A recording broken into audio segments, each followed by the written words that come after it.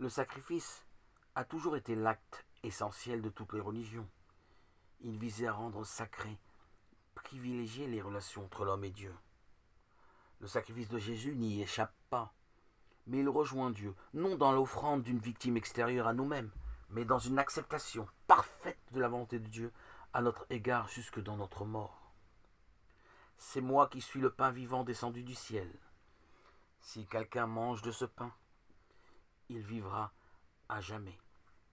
Et le pain que je donnerai, c'est ma chair livrée pour la vie du monde. Jean 6, 51. Ce pain vivant qui apporte une vie nouvelle à l'homme, c'est la chair livrée pour la vie du monde. L'allusion à sa mort est nette. C'est cette chair livrée à la volonté du Père dans la mort qui achemine l'homme au-delà de la vie terrestre, vers la vie éternelle.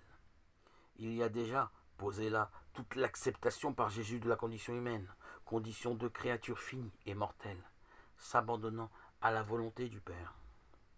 Jésus, dans la communion à sa chair, livrée à son sang versé, nous invite à venir puiser près de lui la force d'accepter, comme lui, notre propre condition d'homme mortel. Il nous demande d'avoir confiance en son Père qui l'amène et le conduit, lui, le Fils de l'homme, vers sa propre résurrection, gage de la nôtre. Mais ces paroles, son esprit, et sans la foi, elles nous rébuteraient, comme elles rébutèrent les Juifs, ses contemporains. En vérité,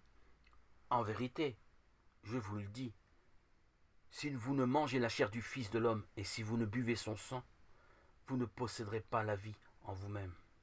Celui qui dévore ma chair et boit mon sang possède la vie éternelle.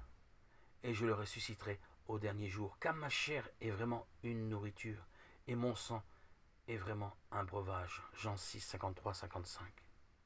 Jésus, dans le banquet eucharistique, nous invite à dévorer cette chair livrée, à boire ce sang versé, symbole de son abandon au Père dans la mort. Il nous y invite donc à le rejoindre totalement dans cette acceptation de ce que nous sommes. Des hommes mortels qui croient comme lui à l'amour du Père. La communion reste donc la plus géniale invention de l'amitié et du cœur d'un Dieu à notre égard. Dans la confiance unie au Fils de l'homme à travers les épreuves, comme à travers les joies, nous voilà en marche vers la résurrection, fortifiés par ce pain super nourrissant dont nous parle le Père.